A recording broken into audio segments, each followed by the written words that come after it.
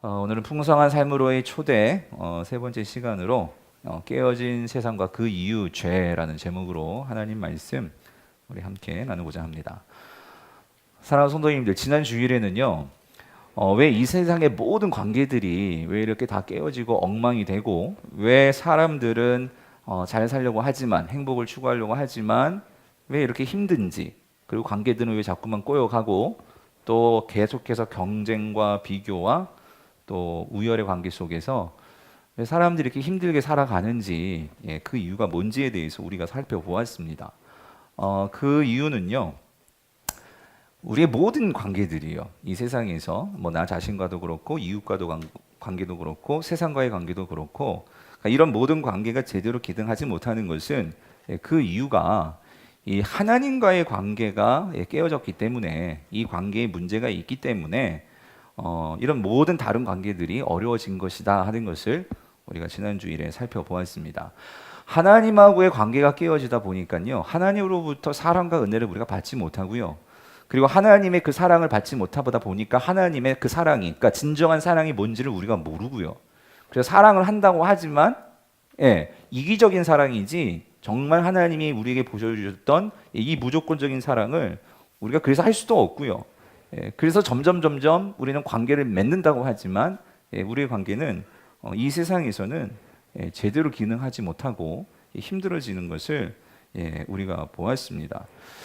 나에게 사랑이 없으니까요, 나에게 하나님이 주시는 은혜가 없으니까 내가 사람들, 아니 나 자신도 용납하고 사랑하기가 힘들고요, 나를 용납할 수 없으니 내 이웃을 사랑하고 용납한다, 이것은 더더욱 어렵고요. 그리고 세상은 오히려 우리가 섬기는 대상이 아니라 이용하고 착취하는 이런 관계가 되어진다는 것을 우리가 지난 주일에 살펴보았습니다. 자, 그렇다면 성도님들, 오늘 여기서 조금 더 깊이 들어가서요, 그럼 이 모든 문제가 하나님과의 관계에서 비롯된 것인데, 자, 그렇다면 왜 우리와 하나님과의 관계에 문제가 생긴 것일까요? 무엇 때문에 하나님과 우리의 관계가 깨어지게 된 것일까요? 오늘은 좀 이 부분에 대해서 우리가 조금 더 깊이 좀 생각해 보고자 합니다. 성경은 이 부분에 대해서 오늘 본문은 아주 명쾌하게 그 이유를 말씀해 주십니다. 여러분, 로마서 3장 23절 다시 한번 읽어볼게요. 같이 읽겠습니다. 시작. 모든 사람이 죄를 범하였음에 하나님의 영광에 이르지 못하더니에요. 자, 성도님들, 왜 사람과 하나님과의 관계가 깨어졌느냐? 그 이유는 뭐 때문이래요? 모든 사람이 죄를 범했다.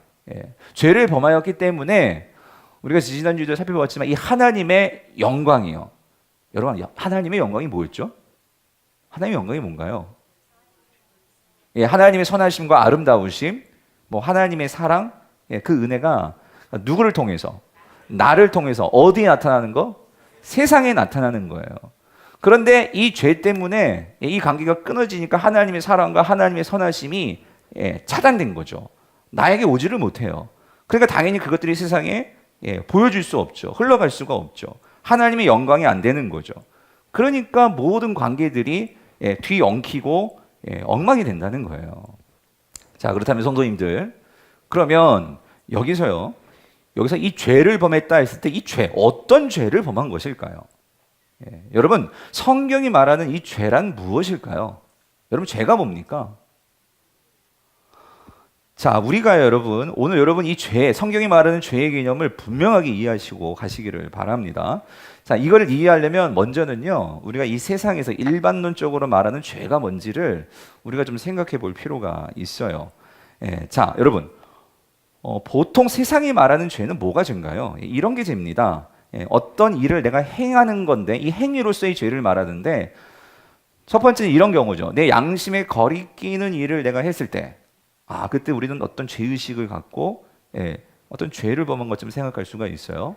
또 두 번째는요, 좀 더 구체적으로 어떤 누군가에게, 다른 사람들에게 어떤 해를 끼쳤을 때에, 이건 당연히 그 죄가 드러나서 어떤 손해를 입히거나 어떤 상처를 주거나 해를 입히는, 이게 죄다 우리가 이렇게 생각을 하죠. 더 구체적으로는 이런 경우죠. 사회적으로 합의된 어떤 규범 혹은 법을 우리가 어겼을 때에, 그래서 세상은 여러분 이런 법, 규범을 어기면 여기 대해서 뭐가 딸려오죠?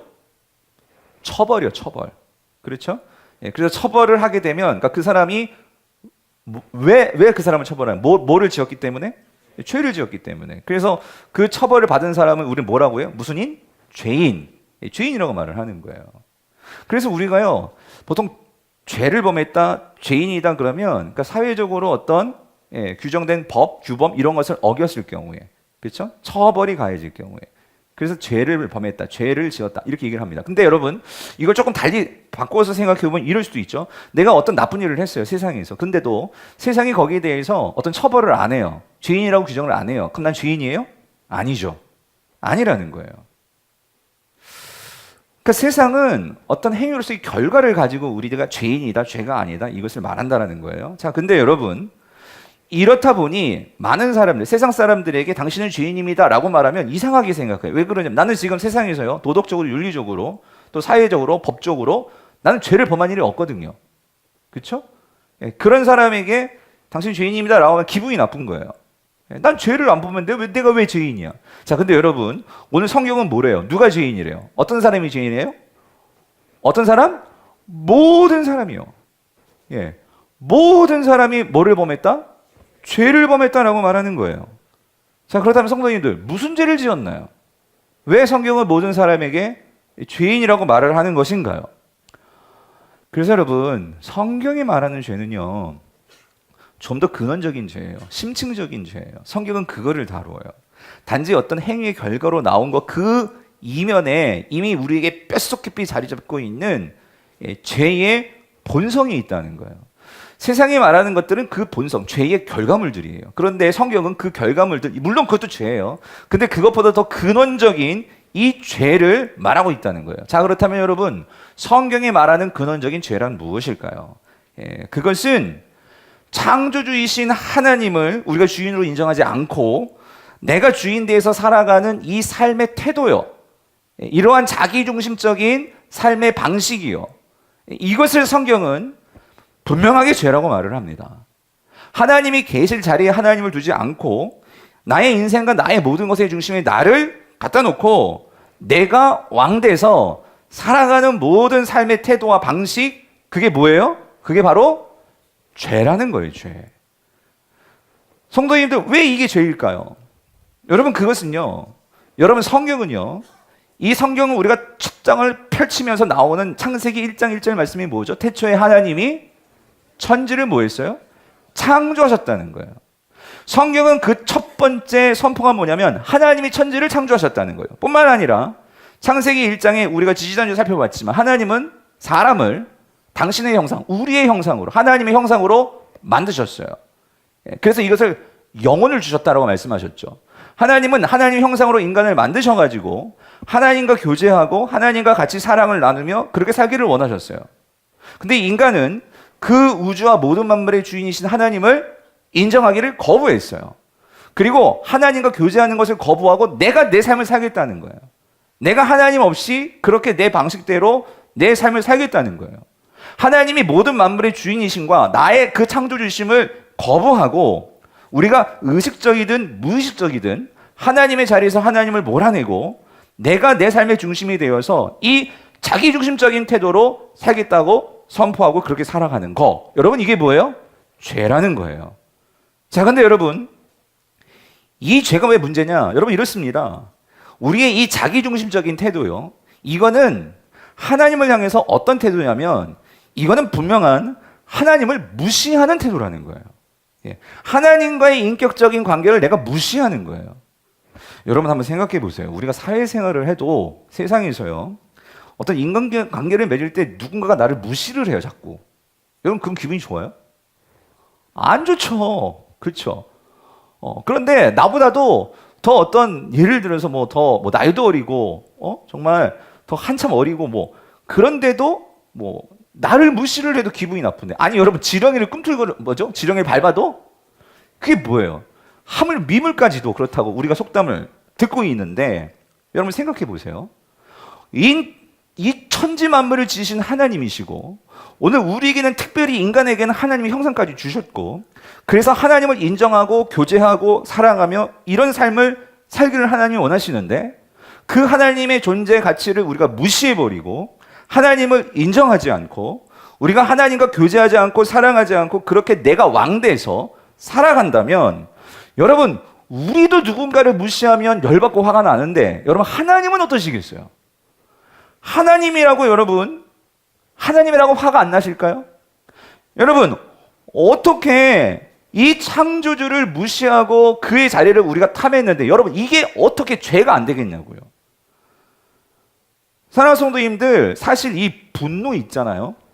이 분노도 오늘날에는 이 자기중심적인 이 태도의 분노가 되다 보니까 나오고 맞지 않으면 무조건 막 화를 내는 거예요. 여러분 이거 잘못된 분노인데 사실 이 분노라는 것은 인격적인 관계에서는 하나님께서 정당한 분노라는 것을 우리에게 감정으로 주셨어요. 그건 뭐냐면 우리가 부당한 어떤 대우를 받고 어떤 옳지 않은 것을 볼 때 거기에 대해서 우리가 갖게 되는 지극히 정상적인 그 감정이 분노입니다.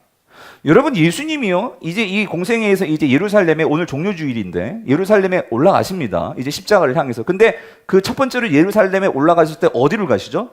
성전에 가세요. 근데 성전에 갔는데 그 아버지 집, 만민이 기도해야 되는 그 아버지 집에서 사람들은 뭐에 정신이 팔려 있고 온통 뭐에 지금 다 혈안이 되어 있냐면 뭐요? 오늘 미역 파는 건 다른 거예요, 여러분. 근데 뭐예요? 하나님의 예배를 통해서 자기가 어떤 자기 이득을 취하려고 거기서 장사하고 돈 바꿔주고 온 종교 지도자들도 거기에 혈안이 되어 있어요. 하나님께 관심이 없고 그거를 봤을 때 예수님께서 어떻게 하셨죠? 뭐를 내셨어요? 분을 내셨어요. 분노를 내셨다고. 여러분 이건 지극히 정상적인 거예요. 오늘 이런 차원에서 맥락에서 여러분 하나님도 우리가 그 하나님을 무시한다. 하나님도 분노하십니다. 여러분 그게 어디 나오나요? 여러분 로마서 1장 18절을 보면 이렇게 말씀하세요. 18절 하나님의 뭐가요? 진노가 그랬어요. 진노가. 여러분 이게 우리는 좀 진노라고 번역을 했지만 이게 헬라어는 오르게인데 오르게라는 뜻은요 분노라는 소리. 분노. 하나님의 분노가 나타난다는 거예요. 하나님의 분노가 자 어디에? 불의로 진리를 막는 사람들의 모든 뭐예요? 경건하지 않음과 그리고 뭐요? 불의에 대하여 하늘로부터 어떻게 된대요? 나타나나니에요. 나타나나니. 여러분 하나님의 이 분노가 뭐에 대해서 나타나면 이 모든 경건하지 않음. 여러분 경건은 뭐냐면요 하나님을 두려워하는 태도예요. 그게 경건이에요. 그런데 하나님을 그러니까 두려워하지 않는 거. 그게 뭐야? 경건하지 않은 거. 즉 다시 말하면 하나님을 두려워하지 않는다, 경건하지 않다. 이 말은 뭐냐면 결국 무슨 소리일까? 하나님의 그 존재를 의식하지 않는 거예요. 하나님의 존재를 인정하지 않는 거예요. 즉 한마디로 뭐죠? 하나님을 뭐하는 거? 무시하는 거예요. 무시하는 거. 그리고 이 불의는 뭡니까? 불의는 하나님을 무시함으로 내 안에서 나오는 그런 행위, 부정한 행동. 여러분 그게 불의입니다. 불의. 그러니까 즉 다시 말하면 여러분 간단히 말하면 하나님께서 분노, 뭐에 대해서 분노하시는 거예요? 하나님을 뭐하는 거? 무시하는 거. 예. 하나님을 무시하는 거. 하나님 거기에 대해서 분노하신다는 거예요. 자, 그런데 성도님들 지금 바울이 그게 어디로부터 나타난다고요? 하늘로부터 나타난다라고 바울은 말하고 있어요. 자, 여러분 하늘로부터 나타나는 하나님의 분노 이게 뭘까요? 다른 말로 말하면 이게 심판입니다.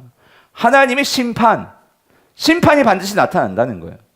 심판을 요즘 말로 말하면 하나님의 처벌이 나타난다는 거예요. 언제 나타납니까, 여러분? 여러분 성경은요 구약과 신약 곳곳에서 이 하나님의 처벌, 하나님의 심판이 반드시 분명하게 나타난다고 말씀을 하십니다. 그게 언제예요? 미래에. 언제예요? 그리스도가 다시 재림하시는 날. 그래서 여러분 다니엘서 보세요. 다니엘서 12장 1절 2절을 보면 이렇게 나오죠. 그때에 나와요. 그때에. 이때가 언제냐면 내 민족을 호위하는 큰 군주 미가엘이 일어날 것이요. 이 미가엘이 누구예요? 이 천사라고 천사. 예수 그리스도께서 이 땅에 오실 때 천사들과 함께 나팔소리와 함께 임하시죠. 예, 그때를 말하는 거예요. 바로 그때에 마지막 날 주님께서 제심하는 그때에 천사들과 함께 일어나서 오는 그때에 자, 또 환란이 있으리니 이는 개국 이래로 이런 말이죠. 하나님이 천지를 창조하신 그때 이래로 그때까지 없었던 환란일 것이며 왜? 심판의 날이니까. 예. 그때에 내 백성 중에 책에 기록된 모든 자는 뭘 받아? 구원을 받을 것이라. 이 책은 생명책이겠죠? 2절 땅의 티끌 가운데에서 자는 자 중에서 많은 사람이 어떻게? 깨어나. 이게 무슨 말이에요? 뭘 말하는 거예요? 부활을 말하는 거죠. 근데 여러분 마지막 때 왜 다 부활하죠? 뭘 받아야 되니까? 심판을 받아야 돼요. 처벌을 받아야 된다고. 하나님을 인정한 자들에게는 구원이겠지만 하나님을 무시한 자들에게는 뭐예요? 정말 처벌이에요. 어떤 처벌이냐? 말씀하시죠? 그러니까 영생을 받는 자도 있겠고, 이건 뭐예요? 처벌이 뭐예요? 면제죠. 그런데 뒤에 뭘 당하여서? 수치를 당하여서 영원히 부끄러움을 당할 자도 있을 것이며, 여기서 중요한 건 영원이에요. 영원히. 다시 기회가 없어요. 그냥 영원히 이제 그 처벌 받는 거야. 자, 이 처벌이 뭘까? 자, 여기 요한계시록에는 이렇게 나와 있어요. 자, 요한계시록에는 20장 12절 14절. 또 내가 보니 죽은 자들이 큰 자나 작은 자나 그 보좌 앞에 서 있는데, 심판 때 보좌 앞이죠. 여기도 마찬가지 책이 펴져 있고 또 다른 책이 펴졌으니 곧 무슨 책? 생명책이라. 여기 이름이 기록되어 있어야 돼요, 여러분. 꼭 기록되시길 바래요. 자, 근데 죽은 자들이 자기 행위를 따라 책들에 기록된 대로 뭘 받아요? 심판을 받는데. 근데 뭐대로? 죽은 자들이 자기 뭐대로? 행위를 따라. 13절. 바다가 그 가운데서 죽은 자들을 내주고 또 사망과 음부도 그 가운데서 죽은 자들을 내주며, 이 말은 뭐예요? 부활을 말하는 거예요. 심판을 받으니까 다시 다 살아나는 거. 그런데 각 사람이 어떻게 뭐대로? 자기의 행위대로. 여기 또 나오죠. 자기의 행위대로 뭘 받고? 심판을 받고. 14절. 사망과 음부도 불못에 던져지니, 이것은 뭐예요? 둘째 사망. 여러분, 둘째 사망, 우리가 첫 번째 육체적으로 죽죠? 여기 나온 이 둘째 사망, 영원한 죽음인데, 그런데 이 둘째 사망 곧 뭐다? 불못이라 라고 말하고 있는 거예요, 여러분. 이 마지막 처벌을 우리가 말해주고 있는 거예요. 자, 여기서 질문. 여기서 그 처벌이 뭐에 따라 주어진다고? 자기의 행위대로. 그럼 여러분, 여기서 말하는 우리가 심판을 받는 처벌은, 행위는 어떤 행위일까요? 뭐에 대한 행위에 대해서 처벌을 받는 걸까요? 죄죠. 어떤 죄요? 우리가 이 땅을 살면서 온 우주 만물의 창조주 되신 하나님을 인정하지 않고 그분을 무시하고, 그래서 내가 그분의 말씀을 신뢰하지 않고 그분의 말씀에 순종하지 않고 그 진리이신 예수 그리스도, 그 하나님을 내가 믿지 않고 살았던 우리의 삶이요. 거기에 대해서 그 마지막 날에 반드시 뭐 하신다? 하나님이 처벌하신다는 거예요. 처벌. 예. 하나님을 주인으로 인정하지 않고 우리가 이 땅에서 살았잖아요. 여러분, 세상의 죄는요, 내가 지금 어떤 잘못을 하면 지금 즉각적으로 우리를 처벌을 해요. 그렇죠? 교통경찰 거치면 반드시 범죄감을 떼죠. 그렇죠?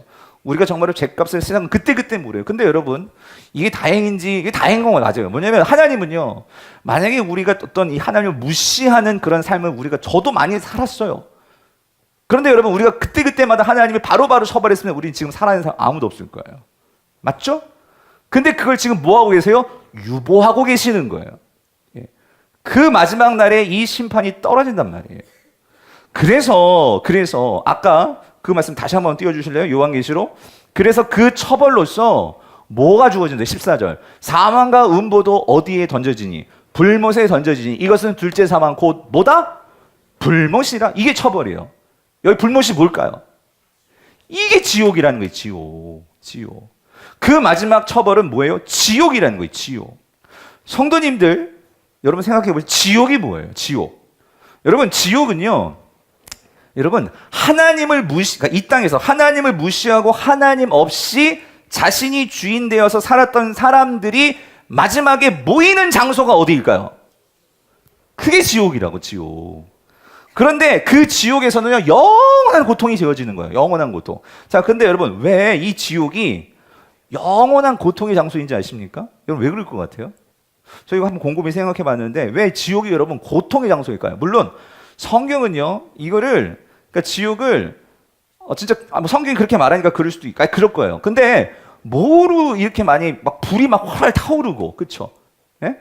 예. 이런 곳으로, 예. 우리가 고통이 임하는 곳으로 지옥을 말해주는데, 왜 그러냐면, 여러분, 왜 그럴까요? 여러분, 이런 겁니다.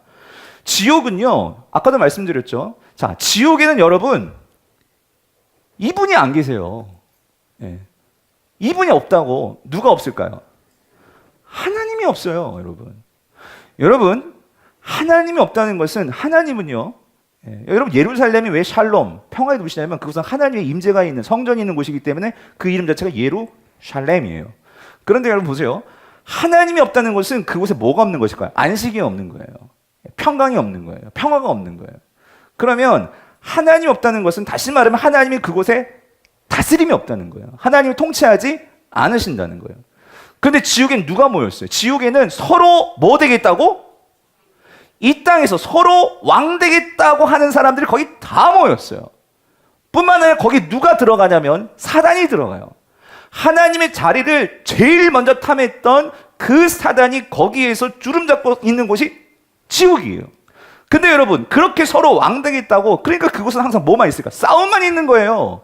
서로 왕겠다고 물고 뜯어지고 늘어지고 서로 비난하고, 용서가 어디 있어요, 여러분? 그런 지옥의 사랑이요? 사랑이 어디 있겠습니까? 그렇게 영원토록 서로 미워하고 싸우고 저주하고, 여러분, 그런 곳이 지옥이에요, 여러분. 예. 그런 지옥이 영원히 된다. 서로에게 상처 주고 비방하고 용서 없이 그렇게 싸우는, 서로 왕이라고 그렇게 살아가는 그곳, 여러분, 이게 한마디로 뭐예요? 지옥이죠. 지옥이죠. 여러분, 근데 이거 잘 기억하세요. 이 땅에서 하나님 부정하고 그렇게 나는 하나님 없이 살겠습니다 했던 사람들의 그 결말이 뭐냐면 영원히 그렇게 살아간다는 거예요. 그런 사람들이 모여서. 여러분, 이런 지옥에 있고 싶으십니까? 아니죠, 여러분. 예? 지옥에 가시면 안 되죠. 그런데 여러분, 이 지옥에 가서 살게 되는 그 결정적인 이유가 뭐예요? 하나님을 무시하는 거예요. 하나님을 신뢰하지 않는 거예요. 하나님께 순종하지 않는 거예요. 하나님 없이 내 뜻을 앞세우는 교만한 자들이에요. 여러분, 그들이 가는 곳은 지옥일 수밖에 없다라는 거예요. 그런데 여러분, 아까 우리가 읽었던 로마서 여러분 1장 18절, 우리가 이러한 지옥의 마지막 날에 이런 처벌이 기다리고 있어요. 여러분 꼭 기억하시기를 바라요. 근데 여기서 한 가지, 여기 중요한 한 가지가 더 있어요. 근데 보세요. 그런 하나님의 분노가, 하나님의 처벌이, 이것이 자 나타나는데, 자 하늘로부터 자 어떻게 나타나나니 그랬잖아요.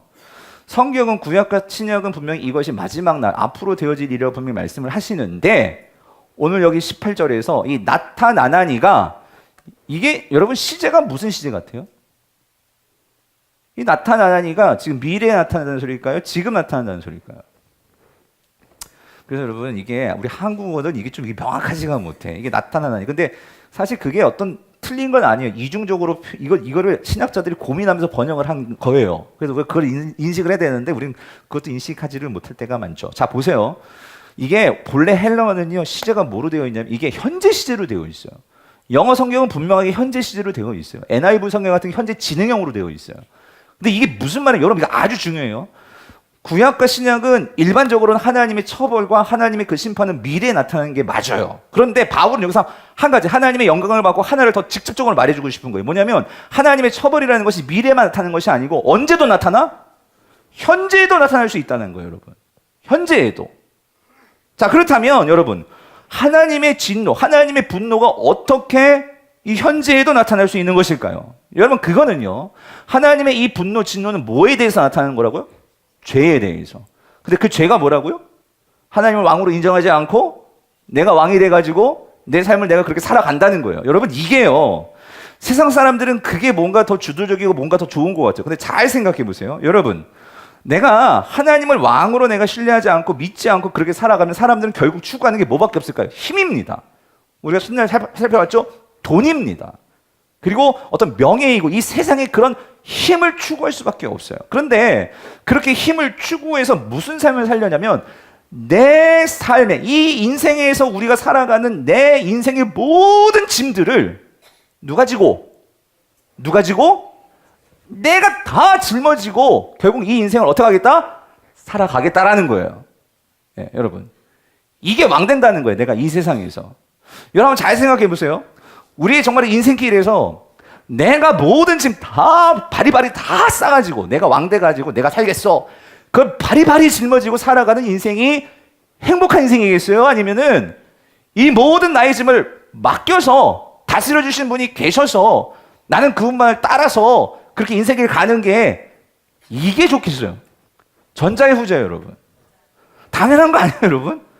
아직까지 공감 못 하시겠어요? 여러분, 우리가요, 이런 앞산 뒷산 말고요, 여러분 그거 한번 생각, 에베레스트산 같은 데 올라가면은요, 우리 같은 사람 혼자 이 짐 지고 못 올라갑니다.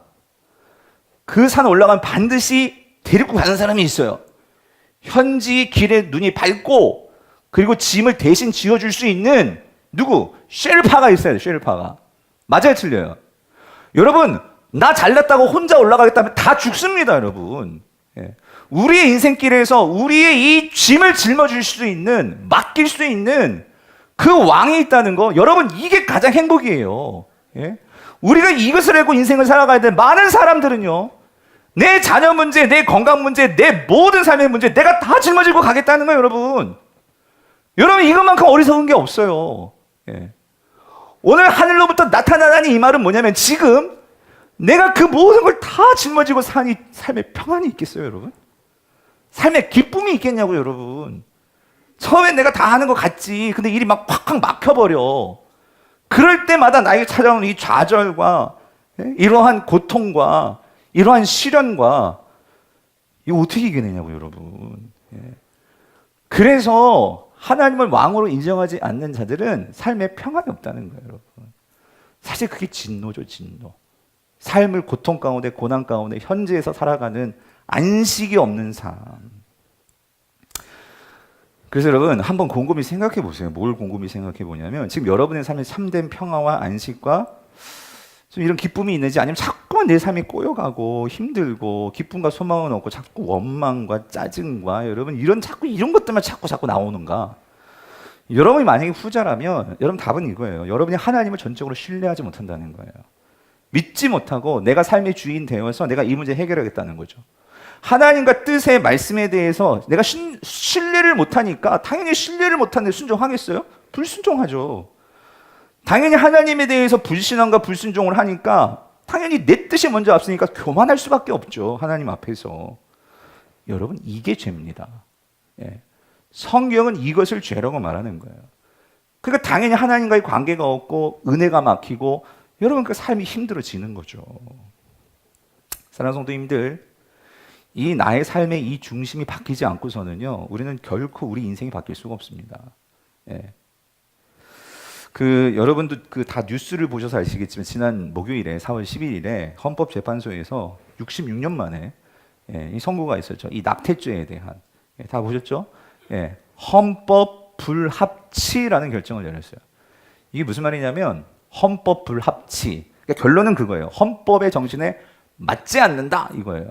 그래서 위헌이다 이거예요. 그런데 지금 당장 그렇다고 그거를 불법이다 하지 못하는 것은 아직까지 사회적인 통념과 여러 가지 그걸 개정하는 시간이 필요하니까 지금 당장은 아니지만 어찌됐든 헌법집소의 입장은 낙태는 이것은 위헌이다. 결론을 내렸어요. 자, 근데 여러분 지금 현행 법에서는 낙태는 분명히 죄로 규정을 합니다. 그래서 이것을 뭐로 다스리죠? 형법으로 다스려요. 그래서 낙태를 한 여성 그리고 낙태를 도와준 시술한 의사 현행법으로 죄인으로 그렇게 규정하고 처벌을 내립니다. 그런데 여러분 그럼에도 불구하고 현행법에서도 예외 규정은 있어요. 예외 규정. 이런 경우죠. 임신한 여성 또는 배우자에게 어떤 질환이 있을 경우 그리고 성폭행에 의해서 임신이 된 경우 근친상간의 경우 또 모체의 건강을 심각하게 해치는 경우는 현행법이 낙태를 허용해 줘요. 지금 이런 법이 지금 있는 거예요. 그런데 이번에 헌법재판소에서 낙태죄를 위헌으로 결정한 이유는 이거래요. 이건 헌법재판소가 발표한 거예요. 왜 그랬냐면 임신 초기에 낙태까지 처벌하는 것은 태아의 생명보호라는 공익에 대해서만 일방적이고 절대적인 우위를 부여하는 것이고 여성의 자기결정권을 과도하게 침해하는 것으로 판단하기 때문에 위헌으로 결정한다는 거예요. 그러니까 여러분 낙태죄에서 두 가지가 항상 싸우는 거예요. 태아의 생명권하고 여성의 자기결정권이에요. 그런데 이 부분에 대해서 이제 여성계에서는 어떻게 할까요? 당연히 찬성이죠. 왜 그러냐면 여러분 사실 문제도 있어요. 이런 거예요. 한국의 낙태죄는 그러니까 시스템적으로 이게 만들 때 그런 부분이 참 보완을 돼야 될 필요는 있어요. 뭐냐면 이 책임을 누구에게만 물어요? 여자에게만 묻습니다. 남자에게 묻지는 않아요. 남자 여자 공이 물어야 되는 건데 사실은 여자에게만 물어요. 더불어서 그래서 여자가 온통 책임을 다 지고 가니까 묻는 죄다 보니까 그래서 자꾸 뭐가 나와요? 여성의 자기결정권이라는 게 나오는 거예요.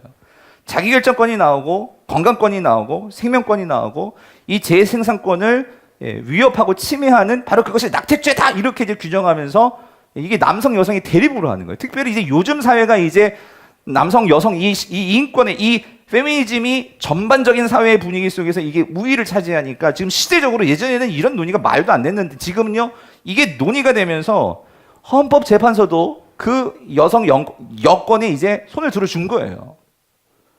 자, 이게 사회 분위기예요, 여러분. 자, 근데 저는 질문하고 싶은 거예요. 여러분은 어떻게 생각하세요?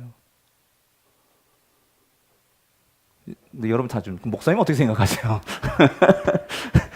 여러분, 근데 이 부분에 의해서 저는요, 우리 여러분, 세상이 말하는 논리와 우리가 말하는 논리의 가장 중요한 본질을 볼 수 있어야 되는 거예요. 자, 뭐냐면 여러분, 우리는 하나님을 믿는 성도입니다. 아멘이십니까? 우리는 크리스찬입니다. 그렇다면 우리는 이 모든 것에 성경은 항상 이 죄의 문제를 죄의 열매, 눈에 보이는 그 결과로 말하는 게 아니에요. 세상은 지금 눈에 보이는 낙태를 하느냐 하지 마느냐 요거를 가지고 지금 자꾸만 보는 거예요. 그런데 여러분 분명한 사실은 하나님은 뭐라고 말을 하고 있냐면요. 낙태에 대해서 구체적으로 말하자면 하나님은 분명히 뭐라고 말했냐면 어쨌든 생명을 죽이는 것은 뭐예요? 살인이에요. 그래서 10계명에서 뭐라고 분명히 말씀해? 뭐 하지 말라? 6계명 살인하지 말라라고 말하고 있어요. 그러면 우리는 여기에서 무슨 생각을 해야 되냐면 여러분 이겁니다. 사실 낙태가 죄냐 아니냐 그거를 더 뛰어넘어서 여러분 우리는 본질을 가지고 한번 생각을 해봐야 돼요. 여러분 만약에 낙태를 죄로 규정하고 이걸 처벌한다고 해도 여러분 사람이 그렇다고 이 세상 사람들이 여러분 자기의 성 결정권을 놓고 낙태죄가 있다고 해서 여러분 성행위를 갖고 여러분 이런 낙태의 이러한 일이 일어나지 않을까요, 여러분?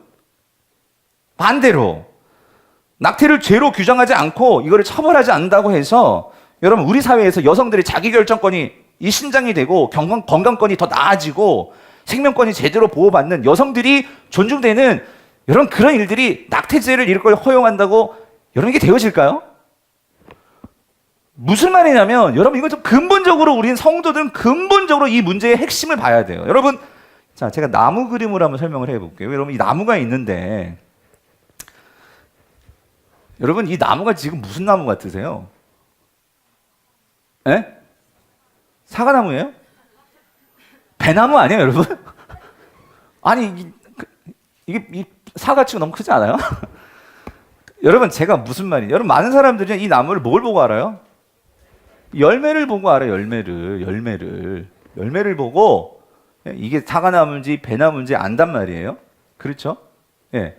자, 근데 여러분 다음 그림 한번 보여줘 보세요.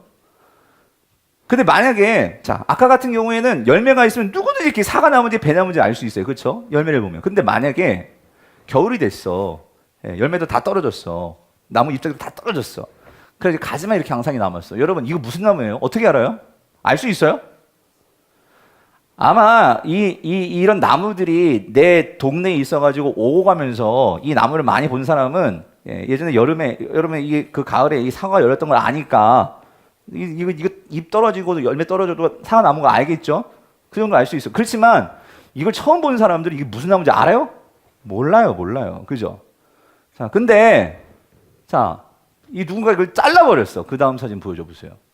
이 밑둥만 남은 이걸 봤어. 이거 가지고 여러분 동네 사람들도 이거 가지고 여러분 이게 사과나무인지 배나무인지 이거 알 수 있을까요? 알 수 있어요? 그럼 누구는 알 수 있을까? 나무를 자른 사람은 알겠지. 내지는 그 주인, 과수원 주인이나 혹은 정말 나무에 대한 박식한 식물학 박사님은 보고 나이테나 이런 구조를 보고 알겠죠. 안단 말이에요. 자, 여러분 많은 사람들이 세상 사람들 그 다음 사진 보여주세요. 무슨 말이냐면 여러분 이 죄라는 걸요. 뭐가 죄다 사람들은 항상 이게 관심을 두고 그걸 요거예요. 요 열매. 요걸 가지고 사회 규범에 대한 위반, 도덕, 윤리, 법에서 다루는 영역이 바로 요거예요. 요거. 이게 낙태냐, 낙태죄가 아니냐. 요거 가지고만 자꾸 따지는 거예요. 근데 여러분 잘 보세요. 그러니까 이거를 이 열매가 없더라도 여러분 중요한 건 이거죠. 그거를 열매를 허용하느냐, 허용하지 않느냐 이런 부분에서도 예를 들어서 이런 거예요. 낙태를 허용하더라도 죄가 아니다라고 말을 하더라도 만약에 이런 거예요, 여러분. 이 열매는요, 결국 뭐에 매달려가지고 열매가 나오는 거죠? 가지. 그렇잖아요? 그런데 여러분 이 가지의 문제 무슨 말이냐면 여러분 낙태 여러분 이거 그 낙태 문제를 가지고 여러 글들이 있어서 제가 많이 서치를 봤더니 이런 경우 20세 때 남자친구하고 그러니까 뭐 불장난 같은 분장난을 한 거죠. 그래가지고 관계를 맺어가지고 덜컥 임신을 해버렸네. 이거 엄마한테 어떻게 말하고 아버지한테 어떻게 말하고 그럽니까? 그러니까 남자애하고 이게 고민하다가 결국 병원 가가지고 근데 산부인과를 갔는데 다 어른들인데 20대 이 새파란 애들이 와가지고 하니 얼마나 그게 창피하고 예? 그리고 의사가 물어봤다는 거예요. 이 아기 키울 수 있겠냐고 물어보니 이게 얼마나 그렇게 수치해요, 걔네들한테는.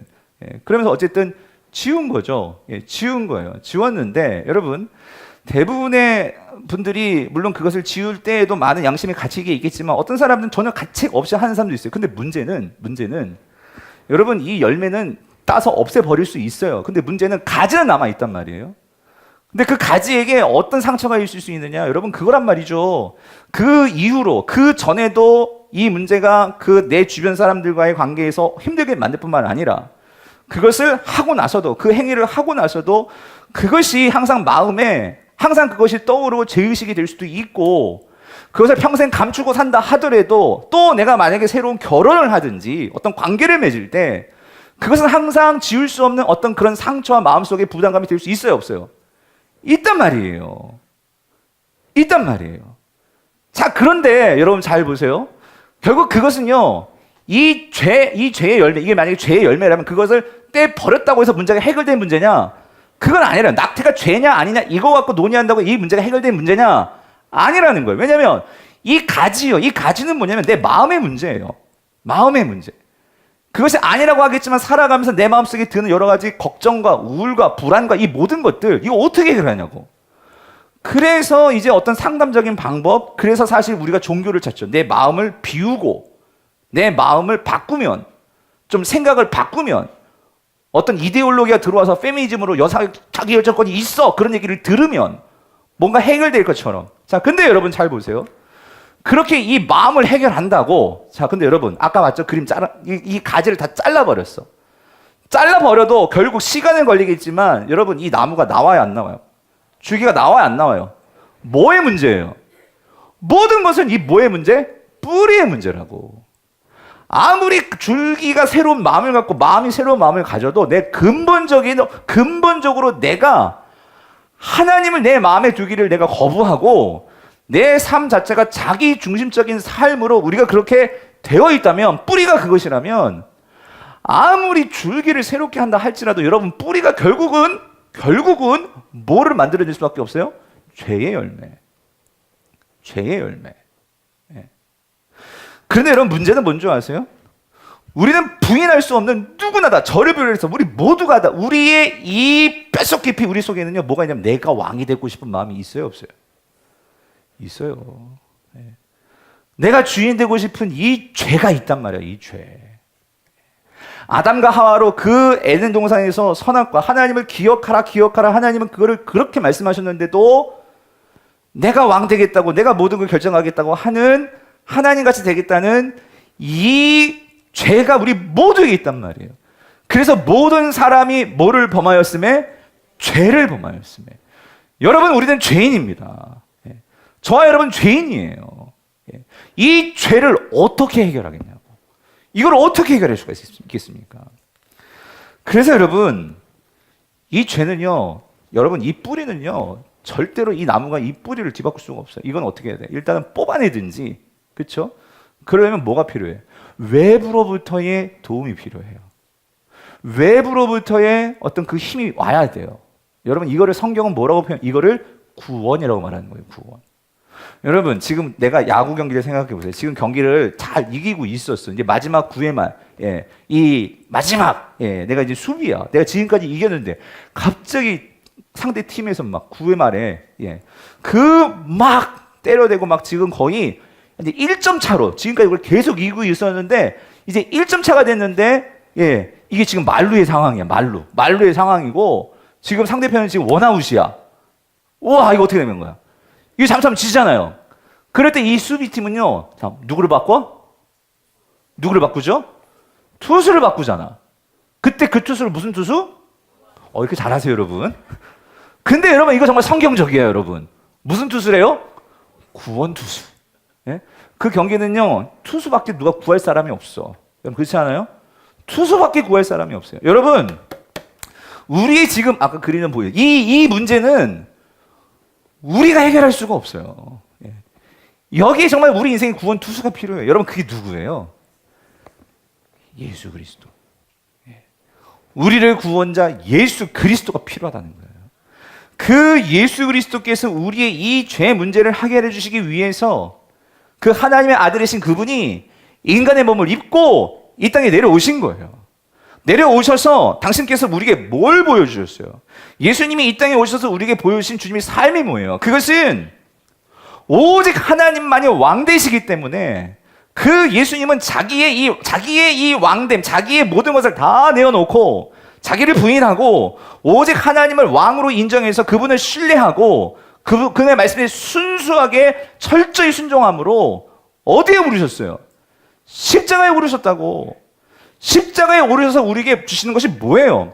모든 인간의 그 하나님의 왕되심을 부인하는 우리 모든 죄를 그 당신의 십자가에 다 가둬놓으시고 자신의 살을 찢으시고 자신의 그 목숨을 다 바쳐서 그 십자가에서 그 인간이 왕되겠다고 했던 그 모든 죄를 거기에서 예수 그리스도가 뭐 하신 거예요?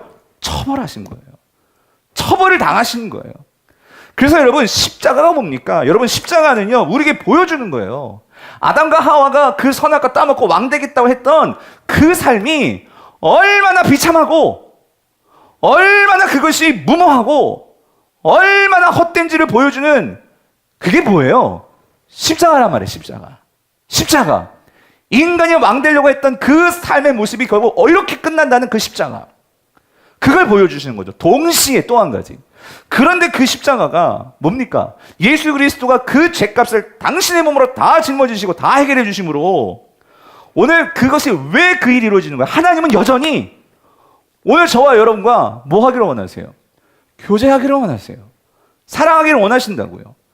오늘 우리가 이 죄 때문에 하나님께 나아갈 수 없는데 하나님은 우리를 사랑하심으로 우리가 그 하나님께 다시 나와서 하나님과 교제하기를 하나님은 원하신다.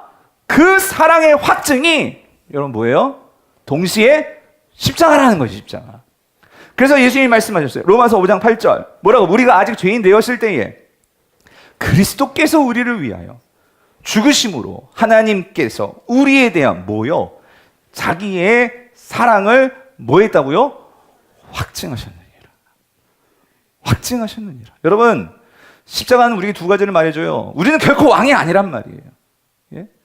에덴 동산에 무참하게 쳐 박아버린 완전히 무시해버린 그 선악과가 이제는 십자가로 우리 앞에 서 있어요.